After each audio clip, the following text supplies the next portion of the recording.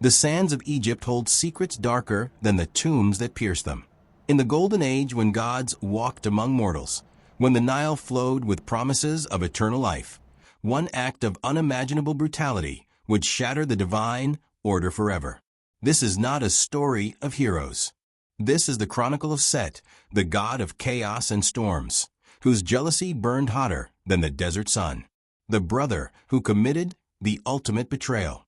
The deity who took a blade and carved his own sibling into 14 pieces, scattering them across the length of Egypt like refuse thrown to jackals. What drives a god to such monstrous cruelty? What darkness lurks in the heart of immortality itself? Tonight, we descend into the crimson-stained origins of Egypt's most infamous murder. The story begins in the divine courts of ancient Egypt, where Osiris reigns as the beloved king who brought civilization to humanity. His rule is nothing short of miraculous. Before Osiris, Egypt was a land of barbarism, where cannibalism was practiced openly and the strong devoured the weak without mercy. The people lived in scattered tribes, knowing nothing of agriculture, law, or the arts that separate civilization from savagery. Osiris changed everything. He taught mortals to cultivate wheat and barley, transforming the fertile black soil along the Nile into fields of golden grain. He showed them how to plant vines and turn grapes into wine, how to harvest crops according to the seasons, how to thresh grain on floors smoothed by divine hands. He introduced copper tools that made labor easier, established laws that protected the weak from the strong, and created a society where justice replaced brutality. His wife Isis stands beside him always, the goddess of magic and devotion whose power complements his wisdom. Together they form a divine partnership that inspires both gods and mortals. Their love is legendary, their rule benevolent, their people grateful. Temples rise in their honor from the northern delta to the southern cataracts. Hymns praising Osiris echo across the land every morning and evening. Children are named in his honor, and priests dedicate their lives to serving him. But in the shadows of this paradise, Set watches with eyes that burn like embers in a dying fire. Born from the same celestial womb as Osiris, fathered by Geb the earth god and birthed by Nut the sky goddess, Set received a different inheritance. While Osiris ruled the fertile black lands along the Nile, where life flourished and civilization thrived, Set was given dominion over the barren red deserts that stretched endlessly beyond the river's reach. The contrast was cruel and inescapable. One brother commanded life itself, teaching humanity to thrive and multiply. The other presided over desolation, ruling territories where water was scarce, where the sun beat down with merciless intensity, where scorpions and vipers were the only abundant life forms. Set's realm was one of scorching winds that could strip flesh from bone, of sandstorms that buried entire caravans, of mirages that drove travelers mad with false promises of water. He became the god of storms and chaos, respected for his raw power, but feared for his unpredictability. Warriors prayed to him before battle. Merchants invoked his protection for their desert crossings, and those who lived on civilization's margins understood that Set's favor could mean the difference between survival and death. In the cosmic order established by the gods, Set served a necessary purpose. He was the force of disruption that balanced the harmony of creation. Without chaos, order becomes stagnation. Without the desert's harshness, the Nile's abundance would not be appreciated. Without Set storms, Ra's solar bark would have no defender against the serpent Apophis who sought to devour the sun each night. The Egyptians understood this duality deeply. Their entire worldview was built on balance, on the concept of Ma'at that required opposing forces to maintain cosmic equilibrium. But understanding one's purpose does not ease the pain of isolation. Every night, as Osiris celebrated with the people who adored him, as festivals erupted in his honor and offerings piled high at his temples, Set stood at the boundaries of civilization listening to laughter that never included him. He watched his brother receive the love and devotion that he himself could never inspire. Respect, yes. Fear, certainly. But love? That belonged to Osiris alone. The seeds of fratricidal rage were planted in divine soil, watered by isolation and nurtured by envy, that grew more bitter with each passing century. Set began to question the justice of their father's division. Why should Osiris receive everything while he received nothing but wasteland? What made his brother more deserving of adoration? They were both sons of Geb and Nut, both born of the same cosmic union, both possessing divine power beyond mortal comprehension. Yet one was celebrated while the other was merely tolerated. The stage was set for a crime that would echo through eternity. Set's descent into murderous intent did not happen overnight. For years, perhaps centuries by mortal reckoning, he performed his duties faithfully. Each night, he took his appointed place at the prow of Ra's solar bark as it journeyed through the underworld. This was no ceremonial position. The journey through the Duat was perilous beyond mortal imagination, and the greatest threat came from Apophis, the massive serpent of pure chaos, who sought to end existence itself by devouring the sun. Apophis possessed a hypnotic stare that could freeze even gods in their tracks. His coils could crush mountains, and his jaws could swallow the light of creation. Against this primordial horror, only Set possessed the strength and willpower to stand firm. Night after night, Set wielded his great copper spear, thrusting it into Apophis's scaly body, driving back the serpent so that Ra could complete his journey and rise again in the east. The sun's daily return was possible only because Set, the god of chaos, chose to defend order. This irony was not lost on Set himself. He was essential to cosmic function, yet received none of the glory. The people prayed to Ra for the sunrise, never acknowledging that without Set's nightly battle, there would be no dawn. Osiris received credit for teaching agriculture, but the crops only grew because the sun rose each morning thanks to Set's violence. Yet this heroic role brought him no closer to the love his brother received. The people of Egypt built magnificent temples to Osiris, sang hymns cataloging his virtues and blessings, and prayed for his favor over their crops and families. Set's temples stood in the harsh desert margins, visited only by soldiers preparing for war, merchants about to embark on dangerous journeys, and those who understood that the god of chaos demanded respect rather than affection. Even among the other deities, Set was kept at arm's length. Gods who laughed and drank with Osiris grew silent when Set approached. Invitations to celestial gatherings came late or not at all. When councils were convened to discuss matters of cosmic importance, Set's opinions were noted but rarely valued. He was the necessary evil, the dark counterbalance that made the light seem brighter by contrast. The breaking point came during a grand celebration in Osiris's honor. The entire pantheon gathered in a palace that rivaled the sun in its brilliance. Even the mortal pharaohs came from the length of Egypt to pay tribute, bringing offerings of gold, incense, and precious stones. Musicians played instruments that could make the stars dance, and wine flowed from fountains carved from lapis lazuli. Set watched from the periphery as Isis touched Osiris's arm with tender devotion, as their subjects prostrated themselves in worship, as even the other gods competed to offer the most elaborate praise. He saw his brother's smile of contentment, saw the ease with which Osiris accepted all this adoration as his natural due. Something fractured inside Set that night. The god of storms felt a tempest brewing in his own chest, more violent than any sandstorm he'd ever conjured. The rage that had been building for centuries finally found focus and purpose. If he could not have the love that Osiris received, he would take everything else. If he could not be celebrated, he would be feared beyond measure. If he could not rule the fertile lands in peace, he would rule all of Egypt through terror. He began to plot with the methodical patience of one who has eternity at his disposal. Set was known throughout the pantheon as a trickster, a deity who enjoyed deception and mischief for their own sake. His pranks were legendary. His ability to mislead even other gods was respected and resented in equal measure. Now that cunning would serve a darker purpose than anyone had imagined possible.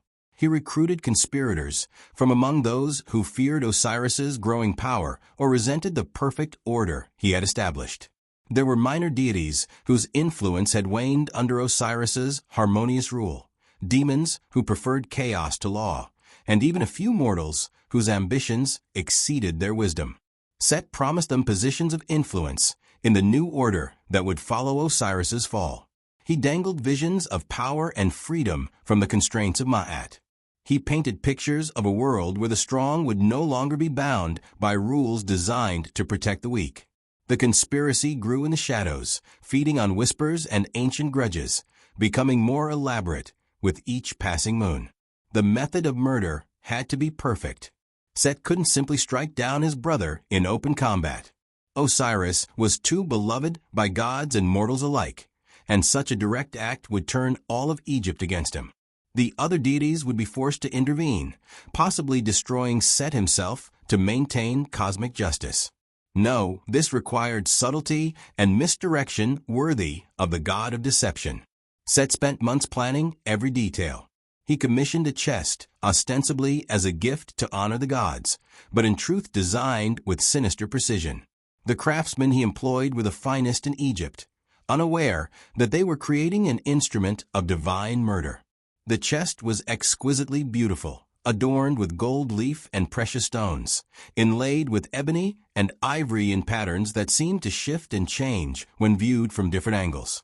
Its dimensions were precisely measured to fit Osiris's body exactly, though no one else would know this. Set had obtained his brother's measurements through seemingly innocent inquiries and casual observations. Every cubit, every palm width, every finger's breadth was calculated and incorporated into the chest design. He announced a great feast at his own palace, inviting all the gods and the most prominent mortals. The invitation itself was unusual, as Set rarely hosted such gatherings, but his status as Osiris's brother and his importance in defending Ra's bark made the invitation impossible to refuse. The atmosphere on the night of the feast was deceptively festive. Wine flowed freely from golden vessels, more potent than any mortal could survive.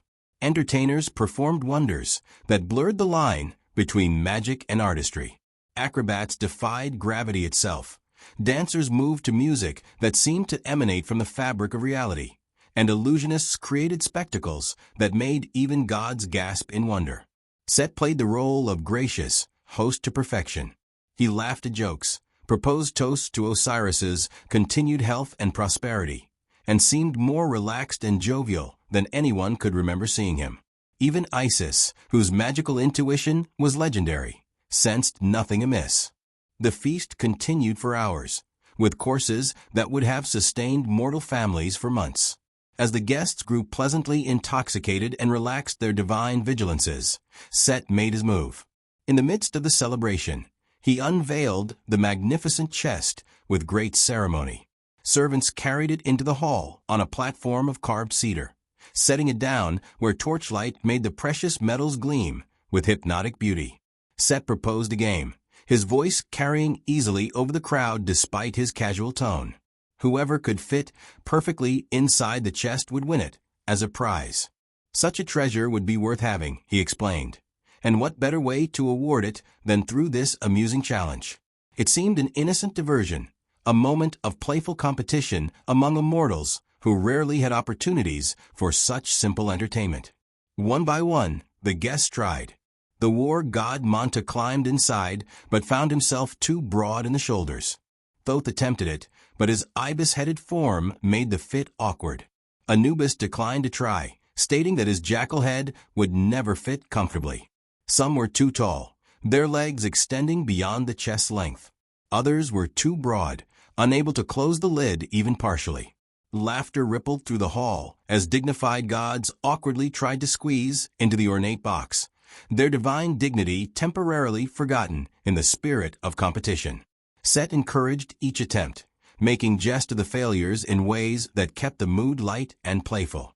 Even Osiris laughed at the spectacle, his arm around Isis's waist, completely at ease among family and friends.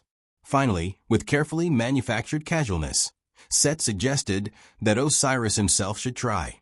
After all, as the guest of honor, didn't he deserve first chance at winning such a magnificent prize? The other guests took up the suggestion, calling for Osiris to make his attempt. Osiris, never one to refuse his people anything, agreed with good humor. he approached the chest, admiring its craftsmanship with genuine appreciation. He ran his fingers over the inlays, commented on the quality of the metalwork, and praised Set for commissioning such a masterpiece. Then, with the trust that only a brother can possess, Osiris lay down inside the chest. His body fit perfectly, as Set had known it would. Not too loose, not too tight, but exact in every dimension. Nephthys was married to Set, and her loyalty to him should have been absolute. But the bond of sisterhood proved stronger than marital obligation. She too transformed into a kite, and together the sisters began their desperate quest. Their mournful cries became the sound that Egyptians would forever associate with grief and longing. The two kites flew over desert and field, mountain and marsh, calling out for the lost god. They questioned every creature they encountered.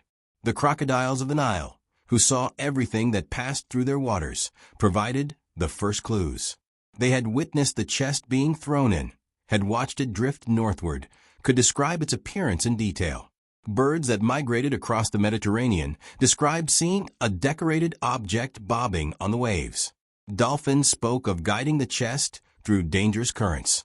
Phoenician fishing boats had seen it wash ashore near Byblos. Through magic and determination, through countless spells of location and divination, Isis traced Osiris's journey across water and land. When her magic finally pointed toward Byblos, she knew the next phase of her quest would require cunning to match Set's own. She couldn't simply arrive as a goddess and demand the return of her husband's body. That would raise questions she wasn't prepared to answer and might alert Set to her progress. Isis disguised herself as an elderly woman, using illusion magic so complete that even other gods would have been deceived. She made herself appear as a foreign servant seeking employment, old enough to be unthreatening, but not so elderly as to be useless. Her divine beauty was hidden beneath wrinkles and gray hair. Her powerful aura was muted to that of a mortal who had lived a long, hard life. She entered Byblos as countless refugees and travelers did, just another foreign woman looking for work and shelter. Through careful inquiry and observation, she learned about the magnificent pillar in the king's palace and the sweet fragrance that emanated from it. Her magical senses confirmed what her heart already knew. Osiris was within that pillar. But how to extract him without revealing her identity or destroying the king's palace? The solution required patience and careful planning. Isis positioned herself at a public fountain where she knew the queen's servants came to draw water. She made herself useful and pleasant, helping others carry their loads, offering advice on household matters, demonstrating skills in weaving and herbcraft that were beyond most mortals, but not so exceptional as to raise suspicion. Eventually, as she had calculated, the queen herself came to the fountain one day, escorted by her handmaidens. Isis caught the queen's attention through a combination of natural charm and subtle magic, just enough to make her seem wise and trustworthy. When the queen learned that this seemingly humble foreign woman had skills in childcare and nursing, she offered Isis a position in the palace. The queen had 2 young sons whom she loved dearly, and finding trustworthy caregivers was always a challenge. Isis accepted with appropriate gratitude, and thus gained access to the palace where her husband's body lay hidden. Once installed as nursemaid to the royal children, Isis could observe the pillar closely. She touched it when cleaning the throne room, pressing her palm against the wood and communing silently with the divine essence trapped within. She sang lullabies to the princes that were actually ancient spells of preservation, ensuring that Osiris's body would not decay further.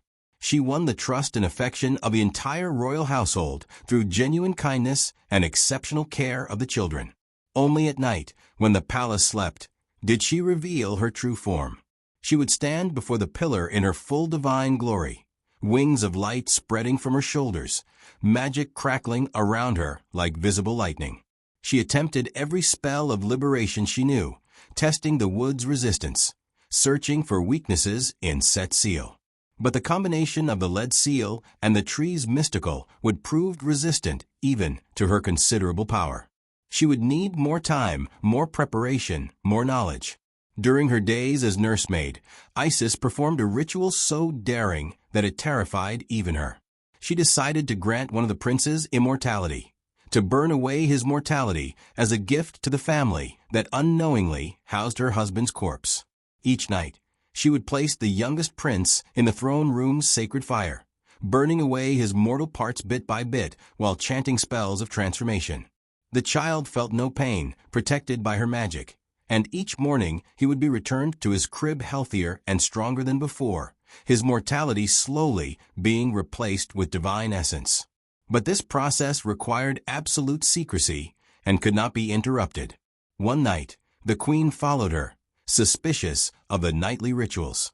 When she saw her child in the flames, she screamed with a mother's horror, not understanding that this was a gift beyond price. The spell was broken. Isis had no choice but to reveal her identity. The queen and her servants prostrated themselves in terror as the goddess stood before them in her true form, radiant and terrible in her beauty and power. Isis explained who she was, why she had come, and what lay within their treasured pillar. The king and queen were horrified to learn they had unknowingly harbored evidence of divine murder. Isis asked for the pillar, and the king, understanding he had no choice and no right to refuse a goddess, agreed immediately. The palace's finest craftsmen worked under Isis's direction to carefully cut away the wood surrounding the chest, an operation that took days of meticulous labor. When the chest was finally freed, Isis prepared it for transport back to Egypt. She blessed the remaining wood of the pillar, which the people of Byblos would preserve as a sacred relic. Where the tree had grown, they would eventually build a temple to Isis and Osiris, maintaining the connection between their city and these Egyptian deities for centuries to come. Isis loaded the chest onto a boat, concealing it beneath ordinary cargo to avoid drawing attention. The journey back to Egypt was tense. She constantly watched for signs of Set's interference, knowing that he had spies throughout the mortal and divine worlds. She took a longer route, using magic to obscure her path, making it seem as if she was traveling to several different locations simultaneously. Finally, after weeks of careful navigation, she returned to Egypt. She hid the chest deep in the marshes of the Nile Delta, among papyrus reeds that grew so thick they formed a nearly impenetrable wall.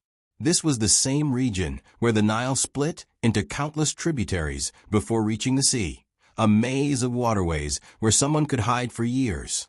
It was also a place of considerable natural magic, where the boundary between land and water was constantly shifting, where reality itself seemed more fluid and responsive to divine will.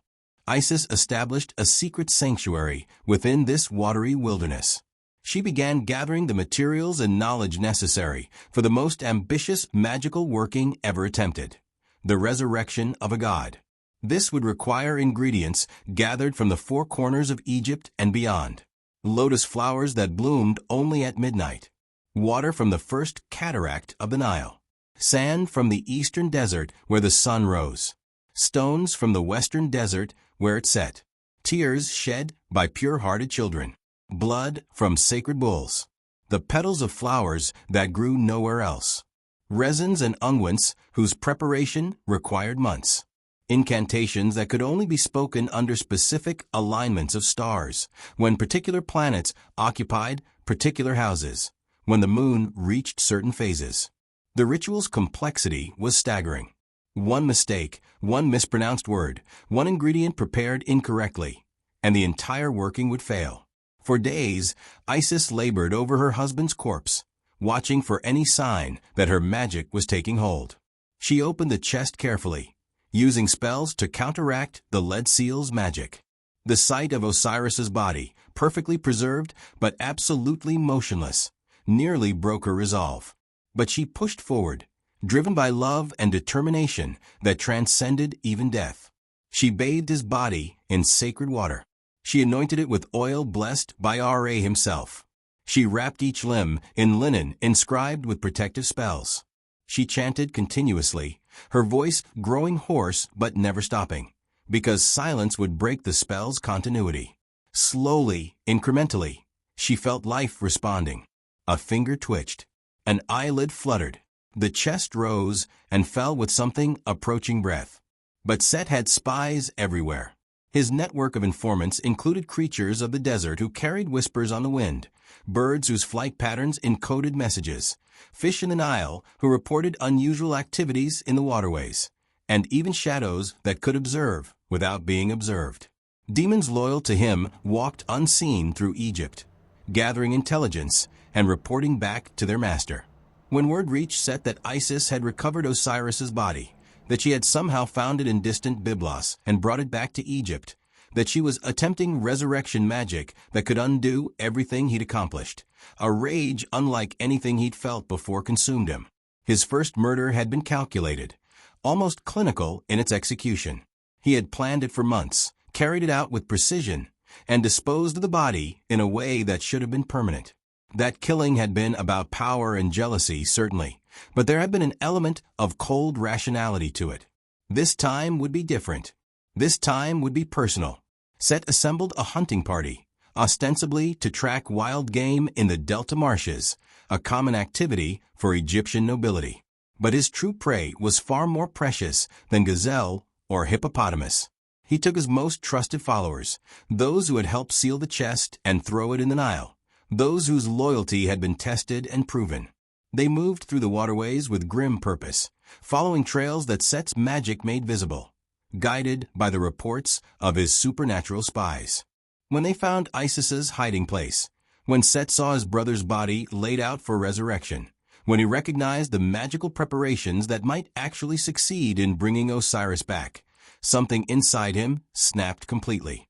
The calculated plotter gave way to a monster driven by pure, unhinged fury. Set had thought himself done with his brother, had believed that sealing Osiris in the chest and throwing him in the Nile represented a final ending. But now he understood his mistake. He had been too merciful, too willing to let the Nile and time do the work of erasure.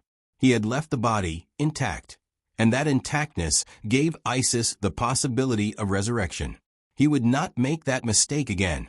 What happened next would become the most gruesome chapter in all of Egyptian mythology, a crime so horrific that it redefined the boundaries of possible evil. Set drew his blade, and this time it was no ordinary weapon. Some accounts say it was forged from meteoric iron, metal that had fallen from the sky, and carried within it the cold emptiness of the void between stars. Others claim it was carved from the bones of forgotten gods, deities so ancient that their names had been erased from all records. Still others insist it was a weapon given to him by Apophis himself, a blade that embodied pure entropy and could unmake what creation had made. With methodical savagery, Set began to dismember Osiris's corpse. Each cut was deliberate, each severing an act of absolute desecration. He did not simply hack wildly, but proceeded with the precision of a craftsman who understood anatomy, both mortal and divine. Torso separated from limbs, arms disconnected at shoulders and elbows, legs severed at hips and knees, hands and feet removed, internal organs extracted and divided. The head, with its godly visage still bearing traces of Osiris's former beauty, was cut away from a spine. The dismemberment continued through the night by the light of Set's own divine radiance, as no mortal torch or fire would illuminate such blasphemy. Set worked with the focus of a craftsman who knew that thoroughness was essential. He was not doing this in rage alone, though fury certainly drove him. He was ensuring that no resurrection magic could ever make Osiris whole again. Each cut was designed to make reassembly impossible, to scatter the divine essence so thoroughly that it could never be reconcentrated. In the flickering divine light, the god of chaos became death's architect, transforming his brother from a being into a collection of parts, reducing divinity to meat and bone. Ancient texts differ on the exact number of pieces. Some say 42, corresponding to the 42 nomes or provinces of Egypt, each piece representing a fragmented kingdom that Osiris had once ruled as one. Others insist on 14 parts, corresponding to the 14 days of the waning moon, when light dies before being reborn. This lunar connection wasn't coincidental. Osiris himself was associated with the moon's cycles, with a pattern of death and rebirth that the moon enacted each month. The moon died and was reborn, and Set was ensuring that while Osiris might have died, the rebirth part of the cycle would never occur. 14 was the number that most texts agreed upon, and it carried symbolic weight beyond mere counting. 14 was half of 28, the full lunar month. It represented incompleteness, imbalance, the severing of cycles that should be whole. By dividing his brother into 14 pieces, Set was making a statement about the permanent nature of this death. As dawn approached, Set embarked on the final phase of his horrific plan. He gathered the 14 pieces, wrapping each one separately in cloth that had been cursed to resist magical detection. Then he began a journey across Egypt, a perverse pilgrimage that would take him from the northern delta to the southern cataracts, from the eastern mountains to the western oases. Each location was chosen with cruel precision, based on his deep knowledge of Egyptian geography and his understanding of where Isis would be least likely to search. He traveled for weeks, crisscrossing the land that should have been Osiris's kingdom. In the delta marshes where Isis had hidden the body, he threw the left arm, letting it sink into waters so thick with reeds that no one could thoroughly search them. At Memphis, the great capital city where Osiris had held court, Set buried the right leg beneath a temple foundation, knowing that sacred ground would not be disturbed. In Abydos, which would later become the most important center of Osiris worship, he hid the torso in a cave that required traversing an underground river. At Thebes, he placed the left leg in a tomb complex so ancient and forgotten that even the priests had lost records of its existence. In the eastern desert, where minerals and precious stones were mined, he threw the right arm into a shaft so deep that it would take men years to reach its bottom. At each site, Set performed counterspells, magic designed to obscure the divine essence of the piece he was leaving behind. He wanted them theoretically findable, but practically impossible to locate. Some pieces were thrown into crocodile-infested waters. Others were buried in barren wastelands where sandstorms would constantly shift the landscape. Still others were hidden in caves where no one ventured, in mountains where the air was too thin for mortals to breathe, in desert depressions where the heat could kill an unprotected person in hours. The most significant loss, the detail that would have profound implications for Egyptian theology and understanding of reproduction, death, and rebirth, was Osiris's phallus. Set threw it into the Nile at a location he never revealed, where it was immediately devoured by 3 species of fish: the Oxyrhynchus, the Lepidotus, and the Phagris. These fish would forever after be considered taboo in certain Egyptian nomes, forbidden for consumption because they had devoured part of the god. The loss of the phallus was not random or accidental. Set understood that this organ represented generative power, the ability to create life, the continuation of Osiris's line. By ensuring its destruction, he was attempting to prevent any heir who might challenge his rule. Without this essential piece, Osiris could never father children, could never threaten Set's throne through legitimate succession. Set's intention was clear and terrible. Even if Isis found all the other pieces, even if she somehow managed to reassemble her husband's body, there could be no resurrection complete enough to threaten Set's power. The loss was absolute, the fragmentation total. Osiris was not merely dead, but had been reduced to a scattered collection of parts, spread across the entire length and breadth of Egypt, hidden in places both obvious and obscure, waiting for a search that Set believed would never succeed. When Set finally finished his gruesome work, when the last piece had been hidden and the last counterspell had been cast, he returned to the palace at Memphis and declared himself Pharaoh of Egypt. He took the double crown, the red crown of Lower Egypt and the white crown of Upper Egypt, symbols of unified power that had been Osiris's. He sat on the throne and issued decrees in his own name. He accepted the worship that had been directed toward his brother. Egypt under Set's rule began to change immediately and not for the better.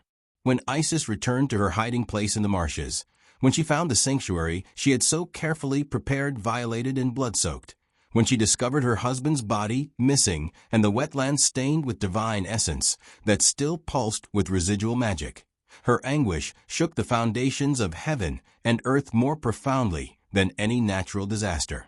The sky darkened as if the sun itself refused to shine on such atrocity. Thunder rolled across clear skies. Earthquakes cracked the earth from Nubia to the Mediterranean. The Nile ran backwards for 3 days, an impossibility that priests would record in horrified wonder. Animals fled into the wilderness, and birds fell from the sky. But despair, however profound, could not take root in Isis's heart for long. She was the goddess of magic, the most powerful sorceress in the pantheon, whose knowledge exceeded even Thoth's in some domains.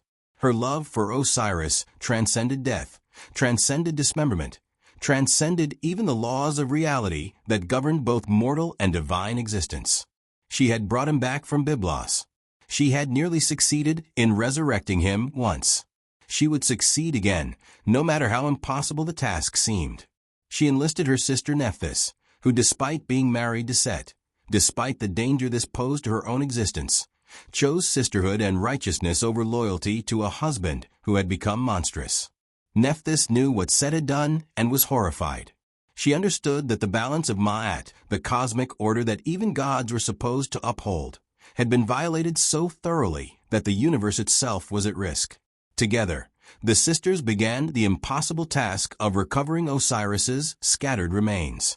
The search that followed would span the entire length and breadth of Egypt, from the Mediterranean coast where the delta spread its fingers into the sea, to the first cataract at Aswan where the Nile's passage was blocked by rapids, from the eastern deserts where mountains of stone touched the sky, to the western oases where water bubbled up in the midst of endless sand. They transformed themselves into kites once more, birds of prey whose mournful cries became synonymous with grief itself. The sound of a kite's call would forever after remind Egyptians of Isis's desperate search, her refusal to accept defeat, her love that death could not diminish. The two goddesses flew over every landscape Egypt contained. They searched marshes where mosquitoes swarmed so thick they could suffocate an unwary traveler. They investigated desert wadis where flash floods could appear without warning. They descended into tombs so ancient that the names of their occupants had been forgotten. They spoke with every creature capable of communication, and many that should not have been. The crocodiles of the Nile, ancient and wise, remembered seeing Set traveling with mysterious bundles. They described locations where he had paused, though they could not say what he had done during those stops. Birds that roost in Temple Eve spoke of seeing the god of chaos behaving strangely in places far from his usual territories. Fishermen reported unusual catches, objects that seemed almost divine but were quickly lost again before they could be examined properly. Isis's magic allowed her to sense her husband's divine essence, but Set's counterspells made the detection unreliable. She would feel a pull toward one location, only to find nothing when she searched. She would sense Osiris's presence everywhere and nowhere simultaneously. The search took 12 days according to some texts, a symbolic number representing completeness despite incompleteness, a full cycle of endeavor despite the fragmentation they sought to remedy. Each day corresponded to a piece recovered, though the finding was rarely sequential or straightforward. On the first day of searching, Isis found the head in a temple at Abydos, buried beneath the altar where priests made offerings without knowing they stood above their god. On the second day, Nephthys discovered the torso hidden in a cave system near Thebes, guarded by serpents that she had to charm with song before they would allow her to pass. On the third day, they recovered the left arm from the marshes where Set had thrown it, but only after dragging the reeds for hours and fighting off crocodiles that had been magically commanded to guard that location. On the fourth day, they found the right leg at Memphis, which required negotiating with priests who were reluctant to allow excavation beneath their temple even when a goddess commanded it. The search continued with each day bringing both success and frustration.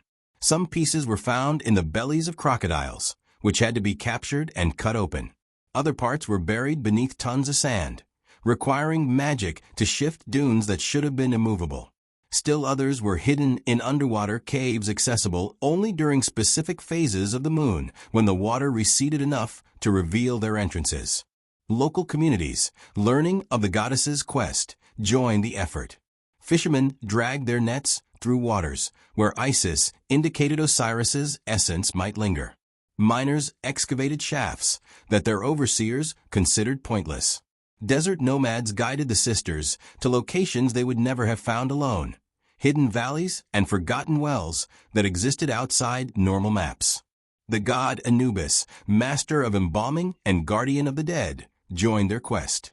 His appearance was significant, as Anubis had been born under mysterious circumstances that some attributed to Osiris himself. His expertise in preservation and death rites would prove crucial for the unprecedented task ahead, creating the first mummy, establishing the practices that would define Egyptian funerary culture for 3,000 years.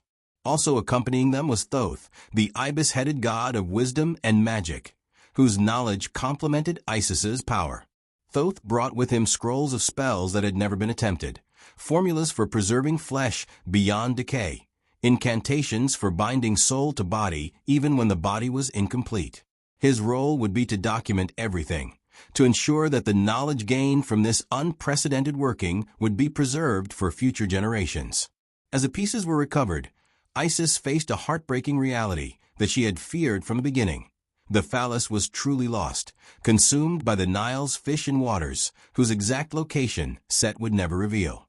This presented not just a physical incompleteness, but a theological crisis. How could Osiris be resurrected without this symbol of generative power? How could he father the heir who would challenge Set? How could the cycle of kingship continue if the legitimate line was broken? Other deities might have accepted this as insurmountable defeat. Not Isis. Her determination had already accomplished what should have been impossible. She would find a way to overcome this final obstacle, even if it required inventing entirely new forms of magic. Isis's solution demonstrated why she was considered the greatest sorceress among the gods, why her magic was feared and respected even by deities more powerful in other domains. Using materials sacred to the earth and blessed by her own divine essence, using knowledge that predated even the gods themselves, drawing upon wellsprings of power that most deities never accessed, she crafted a replacement phallus. Some accounts say it was made from gold, forged in fires that burned hotter than any earthly furnace, shaped by magic rather than hammer and anvil. Others claim it was carved from sacred wood, from a tree that grew only in the garden of the gods, a species that no longer existed in the mortal world. Still others insist it was fashioned from wax mixed with precious resins, molded by her hands and given form through will alone. The material mattered less than the magic she invested in it. Through spells that had never been attempted, that probably violated several cosmic laws, Isis imbued this artificial organ with the power of life itself. She called upon forces of generation and fertility that existed at the foundation of reality. She wove into it the essence of creation, the same power that had brought the universe into being from formless chaos. When she finished, the replacement was more than mere imitation. It functioned, in magical terms, as well as the original. It could serve its purpose in the ritual she was planning, the working that would allow them to conceive a child even with Osiris standing at death's threshold. The reassembly took place at multiple locations simultaneously, a necessity created by Set's continued threat. To prevent Set from discovering the true site and destroying the body again, Isis created wax replicas of Osiris at each location where a piece had been found. She instructed local priests to guard these sacred sites, telling each community that theirs was the true burial place of Osiris. This deception served multiple purposes beyond mere security. It established Osiris's presence throughout Egypt, creating cult centers that would endure for millennia. It gave communities throughout the land a personal connection to the god of the afterlife. It made Set's task impossible if he attempted another desecration, as he would need to destroy dozens of sites simultaneously. The actual reassembly occurred in a secret location known only to Isis, Nephthys, Anubis, and Thoth. They chose a place of considerable natural magic, where the boundaries between life and death were particularly thin, where the physical and spiritual worlds overlapped more than usual. Here, In a chamber prepared with months of ritualistic purification, they brought the 14 pieces together. Anubis guided the process of reassembly, his expertise in death rites essential for the unprecedented task.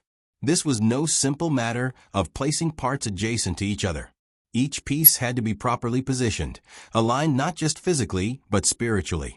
The divine essence within each part had to be coaxed into recognizing its connection to the other pieces, to remember that they had once been whole. Isis washed each piece with water drawn from the Nile at its source, where the river erupted from underground springs. She anointed them with oils whose preparation had required rare ingredients: myrrh from distant lands, frankincense that could only be harvested under specific stellar alignments, lotus essence that captured the scent of resurrection itself. Each piece was positioned on a table of stone that had been carved from a single boulder, a surface without seams or joints, representing the wholeness they sought to recreate. As Anubis arranged the parts, he chanted prayers that would form the foundation of Egyptian funerary liturgy for thousands of years. Thoth recorded everything, his stylus moving across papyrus with inhuman speed, documenting spells and procedures that had never existed before this moment. The wrapping process began only after the body had been completely reassembled. This was not the hasty bandaging of wounds, but a sacred art being invented in real time.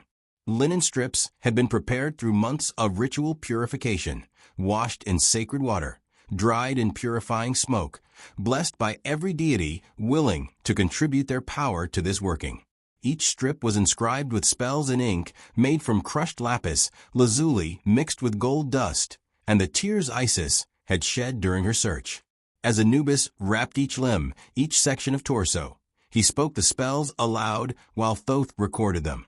The bandages were not merely practical coverings, but layers of protection against further violation, against decay, against the spiritual dangers that threatened any soul attempting to navigate the afterlife. Each wrap was a prayer, each layer a ward, each complete circuit around the body a spell of increasing power and complexity. The wrapping took days. When it was finally complete, Osiris's form was completely encased in white linen, transforming him from a collection of parts into a unified whole, from a murdered god into something new. The first mummy, the template for how Egyptians would prepare their dead for eternity. As the final bandages were applied, Isis prepared for the culmination of her magic, the working that would define her forever as the goddess of resurrection and eternal life. She dismissed everyone else from the chamber.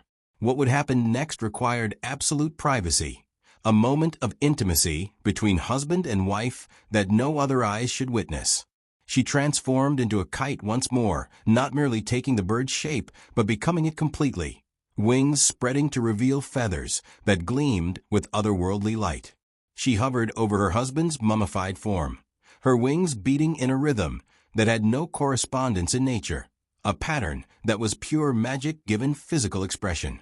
The wind created by her wings was not ordinary air, but the breath of life itself, Numa and Ka and Ba all combined, the essence that separated the living from the dead. She spoke incantations that bent the fabric of reality, calling upon forces older than the gods themselves, reaching back to the moment of creation when consciousness first emerged from the void. She invoked the power of the first sunrise, the magic of the first word spoken into silence, the authority of the first thought that brought order from chaos. The spells she used would never be repeated in their entirety, as they required a personal sacrifice of divine essence that left her weakened for decades. She poured her own life force into Osiris, giving up parts of herself to restore him. For a moment, just one precious moment that lasted an eternity and ended in an instant, Osiris stirred. His eyes opened behind the linen wrappings, seeing Isis through the veil of death with a gaze that contained both recognition and sorrow. He knew where he was, understood what had happened, recognized the impossibility of what Isis had accomplished.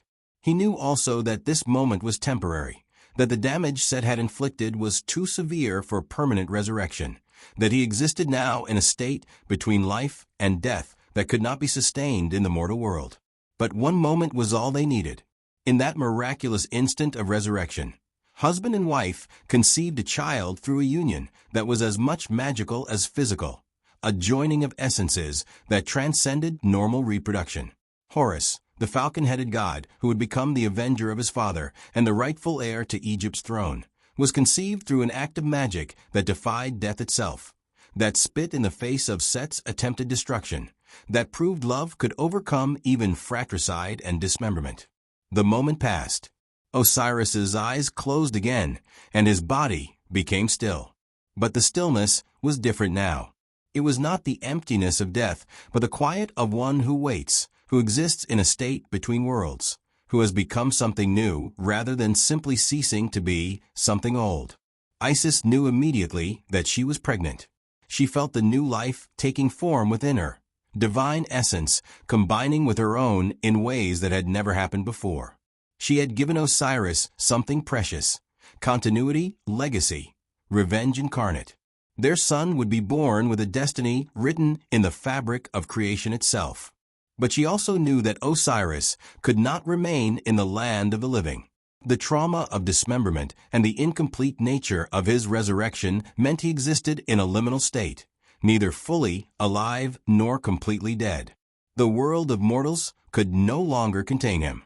A new role awaited in the realm of Duat, the Egyptian underworld, the land of the dead that existed as a mirror of the living world, but was governed by different laws and contained different dangers. Osiris descended to the land of the dead, but he did not go as a victim or a defeated god.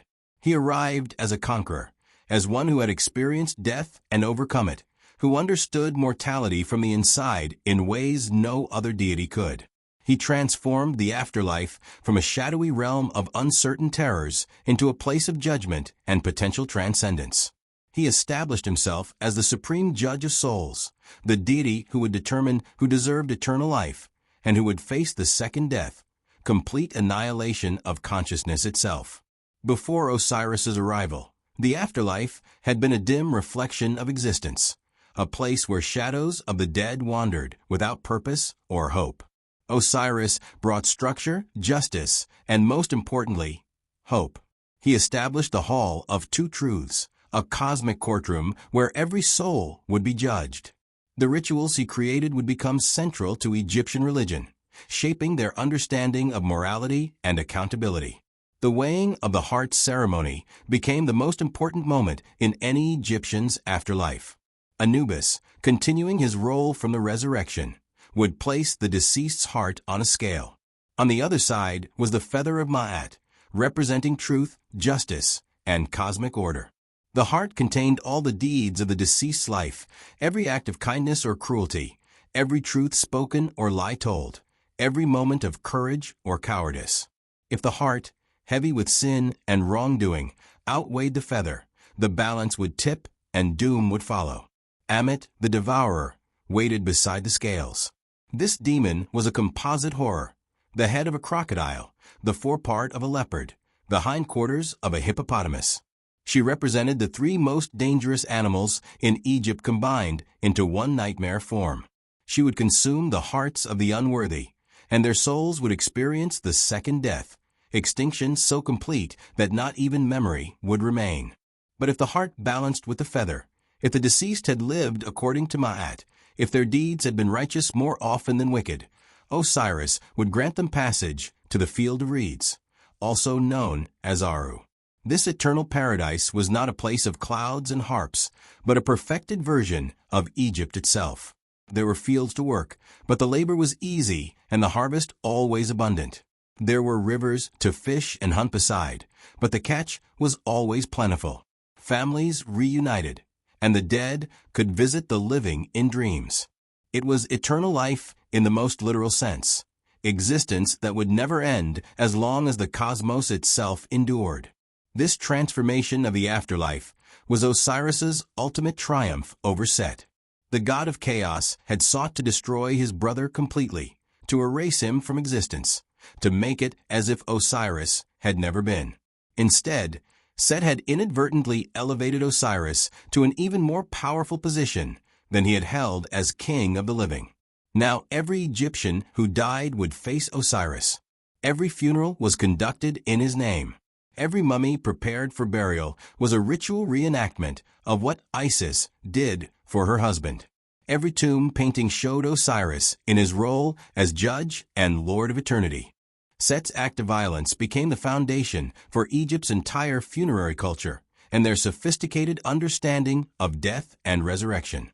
Osiris had been a king beloved by his people in life. In death, he became something far greater. The guarantor of eternal life, the judge who ensured that virtue was rewarded and evil punished, the god who proved that death was not the end, but a transformation. Meanwhile, in the mortal world, Isis fled to the marshes of the Nile Delta to give birth to Horus. She knew with absolute certainty that Set would try to murder the child. The legitimate heir to Osiris's throne posed an existential threat to Set's rule. As long as Horus lived, Set's kingship would be contested, his authority questioned, his claim to the double crown challenged. The marshes provided protection through their very nature. The delta was a maze of waterways and reed beds that shifted with the seasons and floods. Solid ground was rare and temporary. What was an island one day might be underwater the next. The reeds grew so thick in places that sunlight barely penetrated, creating a twilight world where normal sight was useless, and only magic could reveal true directions. Isis established a hiding place so secret that even the other gods could not find it without her permission. She wove protections around her sanctuary that would alert her to any approach, that would confuse and mislead anyone with ill intent, that would appear as empty marshland to hostile eyes, while revealing itself as a palace to those she welcomed. Here, hidden among papyrus and lotus, protected by crocodiles she had befriended and birds who served as her sentinels, Isis gave birth to Horus. The child was divine from his first breath, but he was also vulnerable in ways that adult gods were not. He required protection, nurturing, time to grow into his power and his destiny. The goddess Hathor came to serve as his nurse, providing sustenance and additional protection. Hathor was the goddess of love, beauty, and motherhood, and her presence helped create an environment where the young god could develop safely. The seven Hathors, aspects of the goddess who could see the future, came to predict Horus's destiny. He would avenge his father, defeat Set, and restore Maat to Egypt. But reaching that destiny required surviving childhood, a task complicated by Set's relentless efforts to find and kill him. Egypt under Set's reign became a land of storms and chaos, a reflection of the god's own nature amplified by his absolute power. The orderly civilization that Osiris had established began to crumble like sandstone in a windstorm. Set, by his very essence, embodied disruption. As king, he could not help but spread chaos, even when he tried to rule effectively. Droughts alternated with devastating floods, neither following the predictable patterns that farmers had relied upon for generations. Crops failed without apparent reason. Granaries that should have been full stood empty. Fields that should have been barren produced unexpected bounties, but in the wrong seasons, yielding food that rotted before it could be harvested. The people suffered under a tyrant whose very nature was disruption.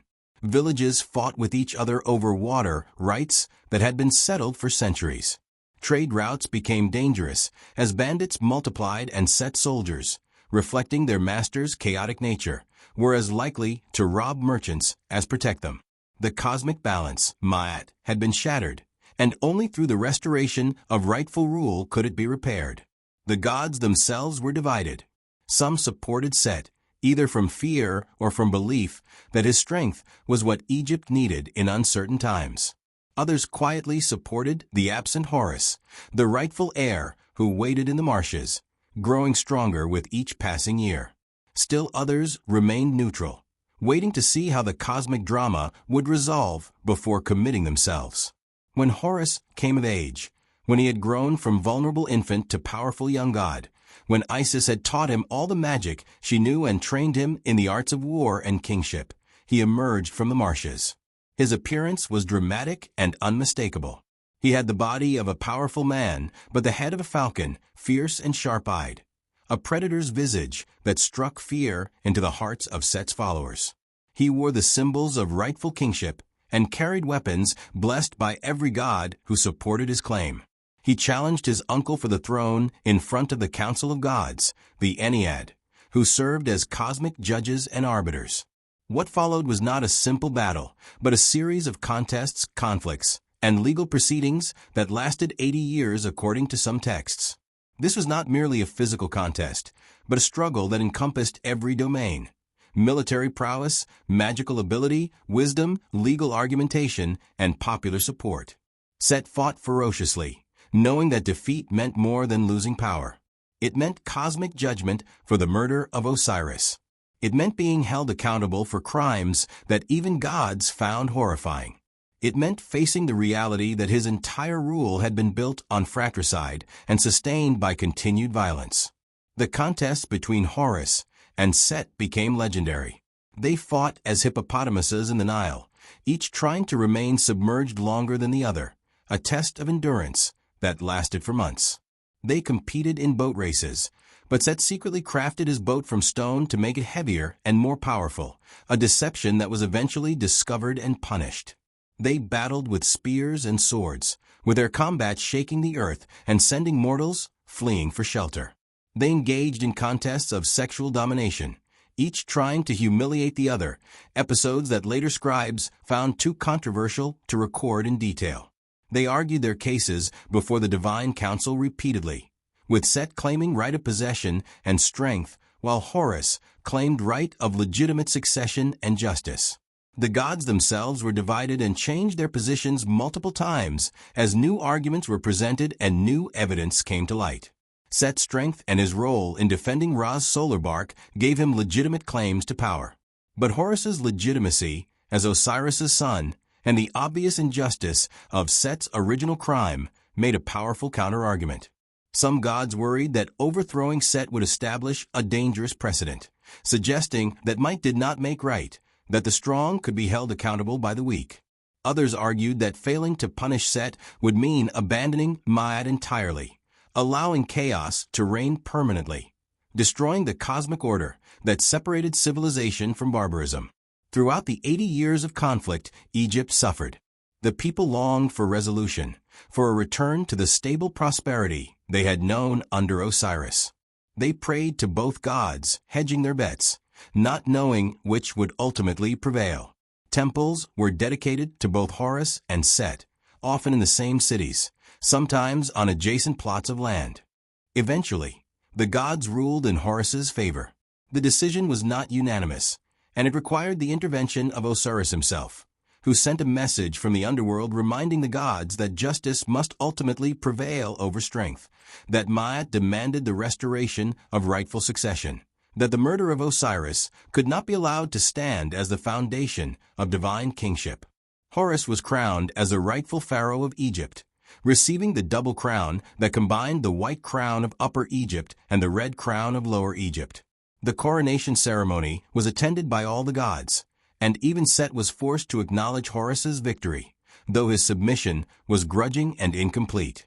Set was banished to the desert permanently, allowed to keep dominion over the Red Lands, but stripped of his claim to civilized Egypt.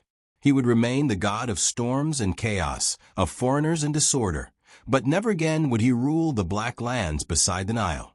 Some texts portray Set continuing his role as defender of Ra's solar bark, suggesting that even in defeat, the god of chaos served a necessary cosmic function.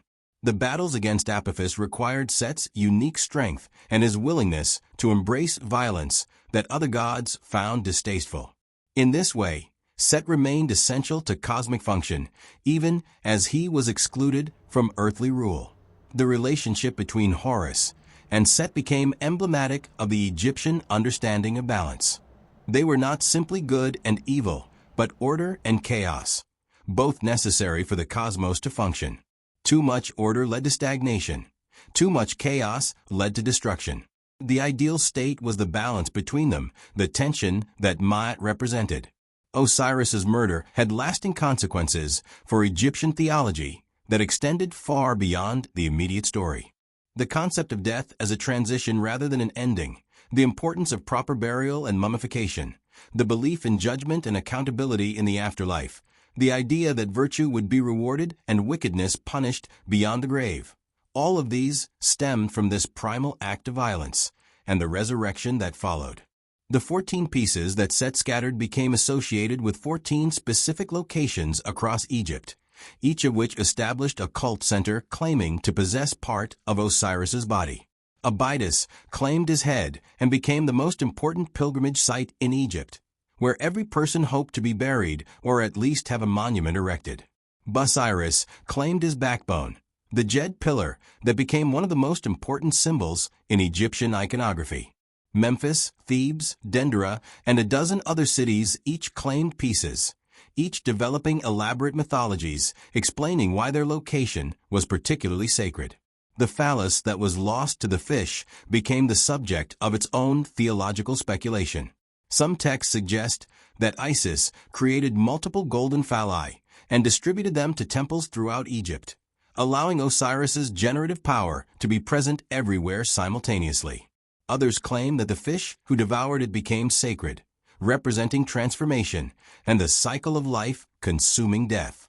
The entire Egyptian understanding of the afterlife was built on Osiris's experience. Every funeral ritual reenacted his death and resurrection. The mummification process that Anubis developed for him became the standard for all who could afford it. The spells that Isis spoke to resurrect him became the foundation of the Book of the Dead, the collection of spells and instructions that would be buried with the deceased to help them navigate the afterlife. The story of Set dismembering his brother into 14 pieces and scattering them across Egypt became more than mythology. It became the template for understanding life's greatest mysteries, the sacred narrative that explained the inexplicable, the story that made sense of death in a culture obsessed with eternal life. The myth taught that violence, even divine violence, could not destroy what was essentially true and good. Osiris survived his murder to become even more powerful. It taught that love and determination could overcome seemingly impossible obstacles. Isis's search and her successful resurrection proved that dedication could defeat even death. It taught that justice, though delayed, would ultimately prevail. Horus's eventual victory restored Ma'at and punished Set's crime. It taught that death was not the end, but a transformation, that the soul continued, that accountability extended beyond mortal existence. Most importantly, it taught that from the darkest violence can come the greatest transformations. Set's act of dismemberment, intended to destroy his brother forever, instead made Osiris immortal in ways Set never imagined. The murdered king became the eternal judge. The destroyed body became the template for preservation. The scattered pieces became the foundation for a network of sacred sites that unified Egypt spiritually even when it was politically divided. And in the darkness of every tomb, in the prayers spoken over every mummy, in the hearts of every Egyptian who contemplated their own mortality and hoped for eternal life, Osiris's presence endured. He was transformed by violence into something eternal, elevated by murder into the guarantor of immortality, made powerful beyond measure by the very act designed to erase him. Set's greatest crime became Osiris's greatest triumph. This is the truth that ancient Egypt understood. From the darkest violence can come the greatest transformations. Set's act of dismemberment, intended to destroy his brother forever, instead made Osiris immortal in ways Set never imagined. Every culture has its stories of betrayal and murder among the divine, but few have transformed such darkness into such enduring spiritual significance. What do you think?